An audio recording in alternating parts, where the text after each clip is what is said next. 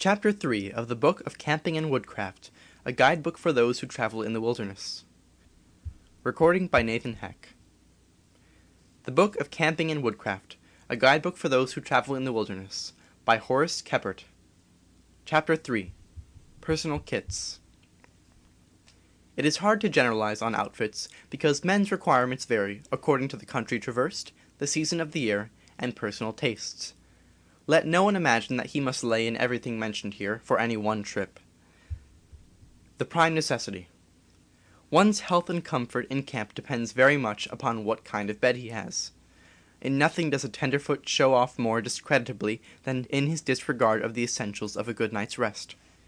He comes into camp after a hard day's tramp, sweating and tired, eats heartily, and then throws himself down in his blanket on the bare ground. For a time he rests in supreme ease, drowsily satisfied that this is the proper way to show that he can rough it, and that no hardships of the field can daunt his spirit. Presently, as his eyes grow heavy and he cuddles up for the night, he discovers that a sharp stone is boring into his flesh. He shifts about and rolls upon a sharper stub or projecting root. Cursing a little, he arises and clears the ground of his tormentors. Lying down again, he drops off peacefully and is soon snoring. An hour passes and he rolls over onto the other side. A half hour and he rolls back again into his former position. 10 minutes and he rolls again. Then he tosses, fidgets, groans, wakes up, and finds that his hips and shoulders ache from serving as piers for the arches of his back and sides. He gets up, muttering, scoops out hollows to receive the projecting portions of his frame, and again lies down. An hour later he reawakens, this time with shivering flesh and teeth a-chatter. How cold the ground is! The blanket over him is sufficient cover, but the same thickness beneath, compacted by his weight and in contact with the cold earth, is not half enough to keep out the bone-searching chill that comes up from the damp ground. This will never do. Pneumonia or rheumatism will follow. He arises, this time for good, and passes a wretched night before the fire, and dawn finds him a haggard, worn-out type of misery, disgusted with camp life and eager to hit the back trail for home. The moral is plain. This sort of roughing it is bad enough when one is compelled to submit to it. It kills twice as many soldiers as bullets do. When it is endured merely to show off one's fancied toughness and hardihood, it is rank folly. Even the dumb beasts know better, and they are particular about making their beds. This matter of a good portable bed is the most serious problem in outfitting. A man can stand almost any hardship by day and be none the worse for it, provided he gets a comfortable night's rest. But without sound sleep, he will soon go to pieces, no matter how gritty he may be. Cots. For camping in summer or in early autumn, when means of transportation permit it, the best camp bed is a compactly folding cot, such as is specially made for military and sportsmen's use. It weighs but 16 pounds and folds into a package 3 feet by 4 inches by 5 inches. A thin mattress of cotton or curled hair, or a doubled comforter as a substitute, is of even more importance on such a cot than the blanket that one covers himself with, for to sleep on taut canvas with nothing but a blanket under you is little more restful than lying on a board floor, and if the nights are chilly, you will suffer from cold underneath.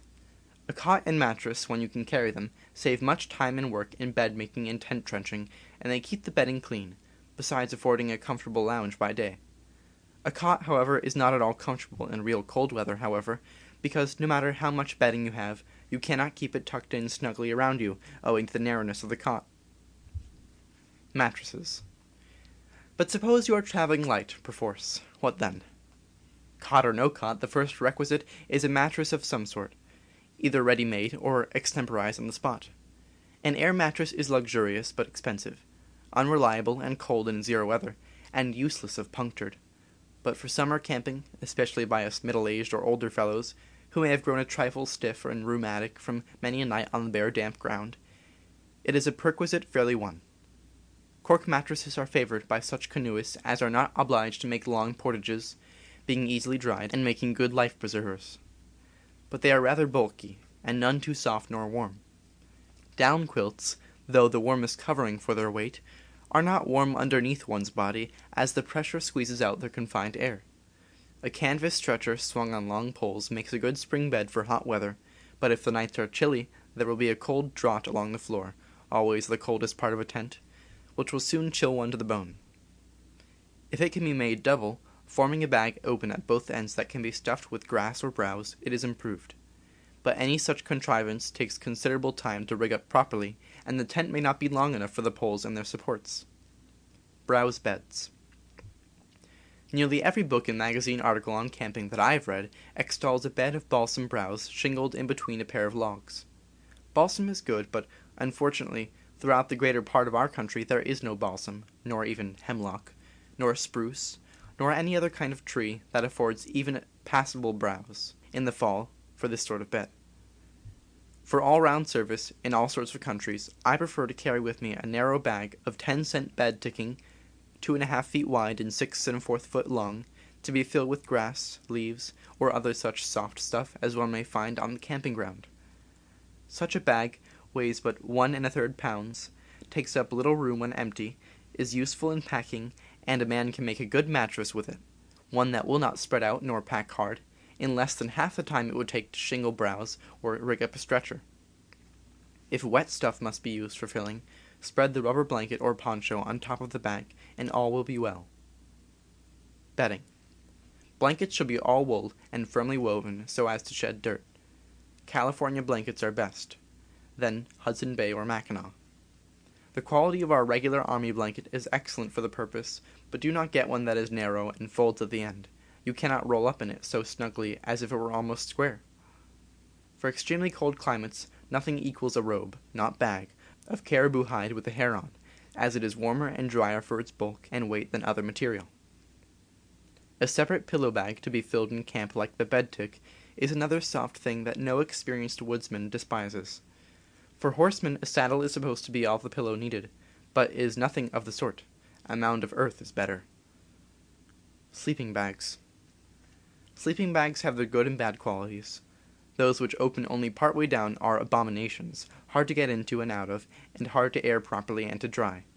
No matter how waterproof the outside cover may be, the blanket or fur lining will surely get damp, both from the air and from the exudations of the sleeper. The only sleeping bags worth considering are those that can be easily opened and spread wide in the sunlight or before the fire, which should be done every morning. Even so, they cannot so quickly be aired and dried as blankets, unless the lining is entirely removable from the cover. An explorer of wide experience in both the Arctic and Antarctic regions gives his opinion of sleeping bags as follows. For the first 2 or 3 days, the sleeping bag is a thing of comfort and a joy, and then it gradually gets worse and worse. The perspiration that collects in the bag during the night freezes immediately. We leave it in the morning, and there is not sufficient heat from the sun to dry the bag when it is packed on the sledge. The bag therefore has to be thawed out by our bodies each night so that it gradually becomes heavy with moisture and more uninviting. Lieutenant Armitage, 2 years in the Antarctic. It is snug for a while to be laced up in a bag, but not so snug when you roll over and find that some aperture at the top is letting a stream of cold air run down your spine, and that your weight and cooped-upness prevent you from readjusting the bag to your comfort. Likewise, a sleeping bag may be an unpleasant trap to be in when a squall springs up suddenly at night or the tent catches fire. I think that one is more likely to catch cold when emerging from a stuffy sleeping bag into the cold air than if he had slept between loose blankets. A waterproof cover without any opening except where your nose sticks out is no more wholesome to sleep in than a rubber boot is wholesome for one's foot. Nor is such a cover of much practical advantage except underneath. The notion that it is any substitute for a roof overhead on a rainy night is a delusion. Blankets can be wrapped around one more snugly. They do not condense moisture inside, and they can be thrown open instantly in case of alarm. In blankets you can sleep double in cold weather. Taking it all in all, I choose the separate bed tick, pillow bag, poncho, and blanket, rather than the same bulk and weight of any kind of sleeping bag that I have so far experimented with. There may be better bags that I have not yet tried. The carryall. There is a form of camp bed known as a carryall that deserves mention. It may be described as a bag open at both ends, with a flap on each side to cover the sleeper, and shorter flaps for feet and head, the whole being made of stout waterproofed canvas, and fitted with straps and buckles. 2 large pockets at the head end contain spare clothing, and thus form a pillow for the night. The blankets and other articles can be rolled up within this cover, and the whole affair is then quickly buckled up, making a convenient pack, rainproof all around. The bag part of the affair can be stuffed full of browse, grass, or other such bedding as the country affords, and poles can be run through it at either side and across the ends, so as to form either a spring bed or a hammock. The chief objection to this contrivance as now made is its weight, which is 10 pounds. A cotton bed tick, pillow bag, silk shelter cloth, and poncho of pantasote sheeting together weigh only 6½ pounds, and each of them is good for something by itself when you are on the trail. The addition of a good heavy blanket brings the weight up to about 15 pounds, for one man's bedding, pack cloth, and shelter, and these are plenty for anybody until frost set in. Shelter cloth.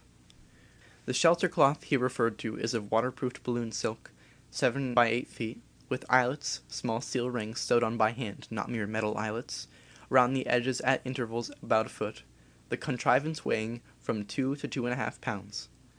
This makes a small roll on top of one's knapsack, or serves as a pack cloth. It makes a good shelter or windbreak when one takes a side trip of a day or two from camp.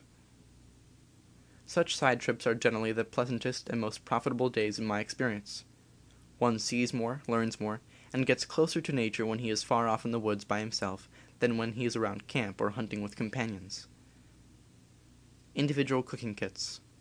To the same end, it is well to take with you an individual cooking kit.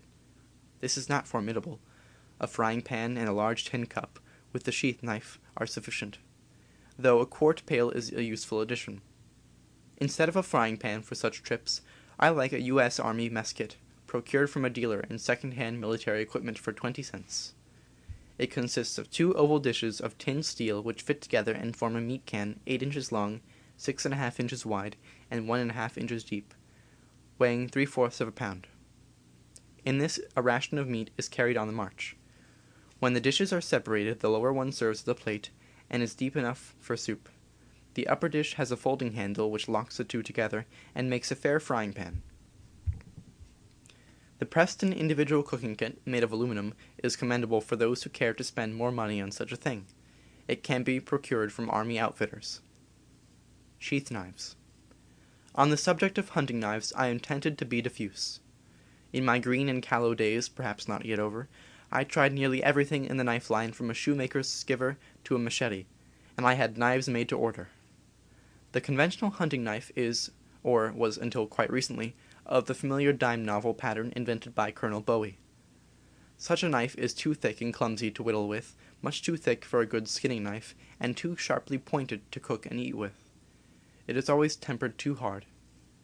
When put to the rough service for which it is supposed to be intended, as in cutting through the ossified false ribs of an old buck, it is an even bet that out will come a nick as big as a sawtooth, and Sheridan 40 miles from a grindstone.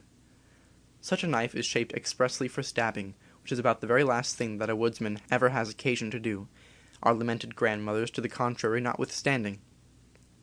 A camper has use for a common-sense sheath knife, sometimes for dressing big game, but oftener for such homely work as cutting sticks, slicing bacon, and frying spuds. For such purposes a rather thin, broad-pointed blade is required, and it need not be over 4 or 5 inches long. Nothing is gained by a longer blade, and it would be in one's way every time he sat down. Such a knife, bearing the marks of hard usage, lies before me. Its blade and handle are each 4 1/4 inches long, the blade being 1 inch wide, 1/8 inch thick on the back, broad-pointed, and continued through the handle as a hasp and riveted to it. It is tempered hard enough to cut green hardwood sticks, but soft enough so that when it strikes a knot or bone, it will, if anything, turn rather than nick. Then a whetstone soon puts it into order. The Abyssinians have a saying, "If a sword bends, we can straighten it, but if it breaks, who can mend it?" So with a knife or hatchet. The handle of this knife is of oval cross-section, long enough to give a good grip for the whole hand, and with no sharp edges to blister one's hand. It has a 1/4 inch knob behind the cutting edge as a guard, but there is no guard on the back, for it would be useless and in the way. The handle is of light but hard wood, 3/4 inch thick at the butt, and tapering to 1/2 inch forward, so as to enter the sheath easily and grip it tightly. If it were heavy, it would make the knife drop out when I stooped over. The sheath has a slit frog binding tightly on the belt, and keeping the knife well up on my side. This knife weighs only 4 ounces. It was made by a country blacksmith, and is one of the homeliest things I ever saw, but it has outlived in my affections the score of other knives that I have used in competition with it, and has done more work than all of them put together. Jackknives. For ordinary whittling, a good jackknife is needed.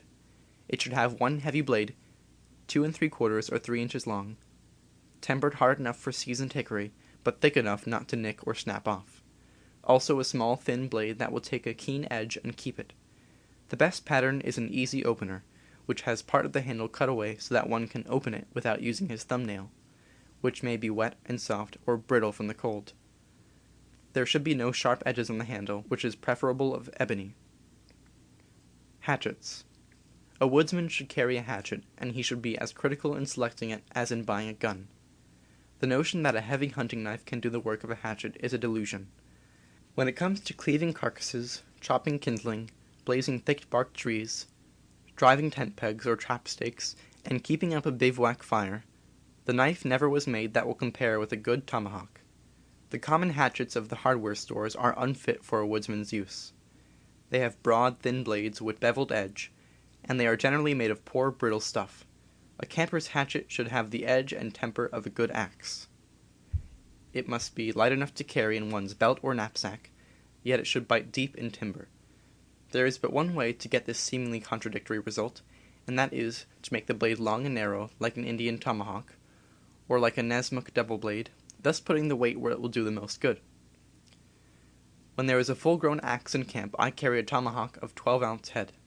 The handle is just a foot long, its grip is wound with waxed twine to give a good hold when one's hand is wet. This little tool has been my mainstay on several bitter nights when I was lost in the forest, or in a canebrake, and without it I would have fared badly. For a canoeing trip, or any journey on which a full-sized axe cannot be taken with the camping equipment, a half-axe with 2-pound head and 18-inch handle is about right. With it, one can fell trees big enough for an all-night fire made Indian fashion. If such a tool is carried from the belt, seldom advisable, its muzzle should be attached by a frog that works on a loose rivet, thus forming a hinged joint. Then the handle will swing freely from brush and will not be in the way when you sit down. Whetstone. For a light and quick-cutting hone to keep knives and hatchet in order, take a piece of cigar box about 2 by 6 inches and glue to each side a strip of emery cloth, coarse on one side, fine on the other. Or, if you don't mind the weight, get a quite small double whetstone, coarse and fine on opposite sides. This may be carried in a light leather wallet, along with the following articles. Emergency kit. Small coil of copper snare wire, needle and thread, safety pins, 1 or 2 short fishing lines, rigged, spare hooks, minnow hooks, with half the barb filed off, for catching bait. These things with your gun, a dozen rounds of ammunition, hatchet, knives, matches, compass, map, money, pipe and tobacco, should always be with you, or where they can be snatched up at a grab in case of emergency. Then you are always fixed. Compass. If a needle compass is chosen, try to get one with a pearl point on the north end of the needle. It is easier to see in dark weather and easily remembered. If you must put up with a common one in which the north end of the needle is merely blackened, scratch B = N, black = north, on the case. This seems like an absurd precaution, does it not? Well, it will not seem so if you get lost. The first time that a man loses his bearings in the wilderness, his wits refuse to work. He cannot, to save his life, remember whether the black end of the needle is north or south. A card compass is better than the one with a needle, if the case is deep enough for the card to traverse freely when inclined, but it is more bulky. Timepiece. An expensive watch should be left at home. A $1 watch is good enough where there are no trains to catch. Take with you the sheets of an almanac for the months in which you will be out. They are useful to regulate the watch, show the moon's changes, and, by them, to determine the day of the month and week which one is apt to forget when he is away from civilization. Matchbox. Do not on any account omit a waterproof matchbox, preferably of such pattern as has a cover that cannot drop off. A bit of candle is a good thing to carry in one's pouch to start fire in a driving rain. Maps. Procure, if possible, a good map of the region to be visited. The best maps for any part of the United States for which they have been published are the topographical sheets issued by the U.S. Geological Survey, and sold at 5 cents each. A list of those published up to date can be had by applying to the Director, U.S. Geological Survey, Washington, D.C.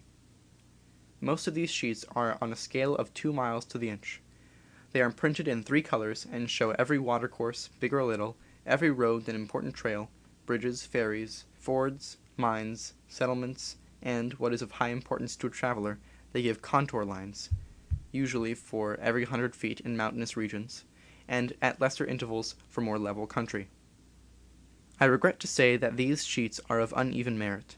Some of them are accurate, while others, particularly of the wild mountainous districts, are filled with details that exist only in the draughtsman's imagination.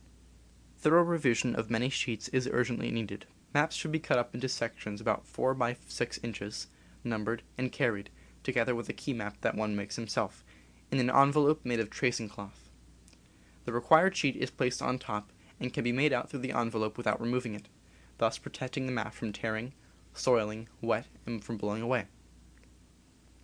Stationery. Notebooks should be of such paper as is ruled in squares, which are useful in rough mapping and sketching.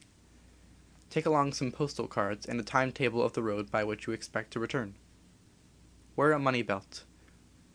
Gold coin is more trusty than banknotes, as one is liable to get a ducking at any time. Quarter eagles are best, being more easily changed by country folks than higher denominations. Medicines. In the matter of medicines, every man must take into account his personal equation and the ills to which he is most subject. But there are certain risks that we all run in common when we venture far from civilization, such as wounds, fractures, snake bites, attacks of venomous insects, malaria, foot soreness, ivy poisoning, and others that will be mentioned in the chapter on accidents. As for myself, no matter how light I travel, I always carry either in a pocket or in my hunting pouch a soldier's first aid packet. This can be procured from a dealer in surgical instruments or from a camp outfitter. It contains 2 antiseptic compresses of sublimated gauze, an antiseptic bandage, an Esmark triangular bandage with cuts printed on it showing how to bandage any part of the body, and 2 safety pins, enclosed in a waterproof cover, the whole being very light and compact. In snake time I also keep by me at all times a hypodermic syringe with tubes of potassium permanganate and strychnine, the use of which will be explained hereafter. A permanganate solution will precipitate a sediment in a week or 2. It is better to carry separately the crystals and a little vial of distilled water. A small bottle of unguentine and some cathartic pills generally complete the list for a short trip. When going far from medical or surgical aid, I might pack along a box containing the following kit: 3-inch artery forceps and a needle holder combined, tooth forceps, surgeon's needles, 2 straight medium, 1 curved medium, 1 curved small, surgeon's silk, coarse and fine, catgut ligatures, 3 2-inch rolled bandages, 1 yard sublimated gauze in bottle, absorbent cotton, mustard plasters, belladonna plasters, hypodermic syringe, Bernays antiseptic tablets, potassium permanganate, half-grain tablets, cocaine and morphine tablets, cocaine 1 to 5 grains, morphine 1 to 40 grains, sodium chloride 1 to 5 grains, local anesthetic, morphine 1/4 grain, and atropine 1 to 150 grain tablets, intense pain, strychnine sulfate 1 to 30 grain tablets, surgical shock, etc., quinine 3 grain capsules, malaria, etc., sun cholera tablets, dysentery, etc., Seneca compound tablets, coughs, colds, compound cathartic pills, soda mint tablets, sour stomach, heartburn, ivy poisoning, Trianol, sleeplessness, unguentine, burns, sunburn, insect bites, bruises, McClintock's germicidal soap, cleansing wounds, Vaseline, 8 ounces of brandy, and 2 small bottles. The potassium permanganate, cocaine, morphine, sodium chloride, and strychnine sulfate tablets are carried in the hypodermic case. One such kit is enough for a large party. It will be used mostly on the natives. An ulcerated tooth is a bad thing to fight in the wilderness. Grizzly bears are nothing to it. Some natives have an unpleasant way of extracting an aching molar, a bit at a time, by prying it out with an awl. Paul Kruger used to cut his out with a knife. A word to the wise is sufficient. Forceps. Fly dopes. When traveling in the south or southwest, anywhere from Missouri down, I add a 4-ounce bottle of chloroform, which, after exhaustive experiments, I have found to be the only thing that can be depended upon to put chiggers, redbugs, to sleep in the cuticle of H. Kephart. I will pay my respects to these microscopic fiends, and to other torments of the woods and swamps, in the chapter on pests, wherein will also be found various formulas for fly dopes, to which the reader is referred. In spring and autumn I usually carry a tiny vial of oil of anise, which is very attractive to various animals whose acquaintance I will wish to cultivate, from bees to bears. 1 drop of anise will lure for half a mile radius. Acids. In hot weather it is well to carry, each for himself, a little citric acid, if there are no lemons in the outfit. The crystals added to the water will make a refreshing lemonade, and they are valuable to neutralize alkaline water and make it potable. Wyeth's lemonade tablets are still better. When much water is to be corrected, as when making a long trip through an alkaline country, it is preferable to use hydrochloric muriatic acid. 1 teaspoonful to the gallon of water. Clothes bag. Spare clothing should be packed in a bag by itself. It is well to make this in a saddlebag shape, one side to be used for clean clothes, and the other for soiled ones, the whole serving as a pillow if you have no regular pillow bag. For an ordinary trip the following will suffice: jersey or sweater, 2 undershirts, 2 pairs drawers, 3 pairs socks, spare overshirt, moccasins, gloves, 3 handkerchiefs, woolen pajamas, not linen, if you have room. In the summer add a head net, in winter German socks, lumberman's rubbers, if you cannot get shanks, knit cap, and a pair of mitts. Toilet bag.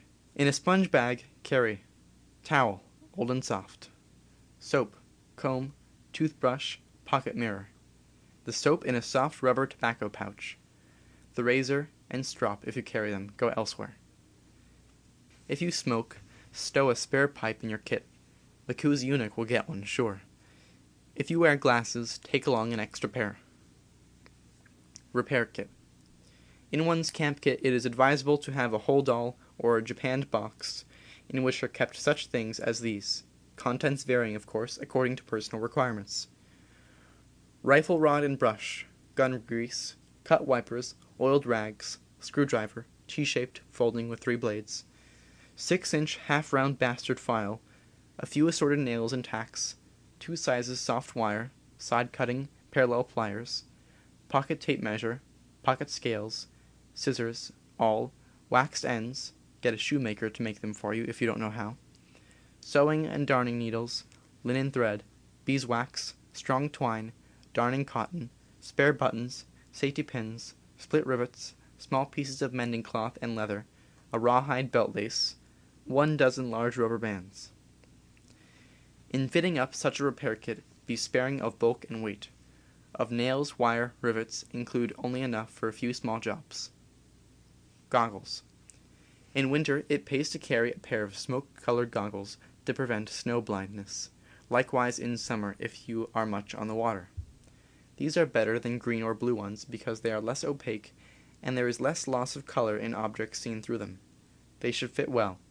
The glasses should be surrounded by fine wire gauze, the edges covered with velvet, and the part crossing the bridge of the nose similarly covered.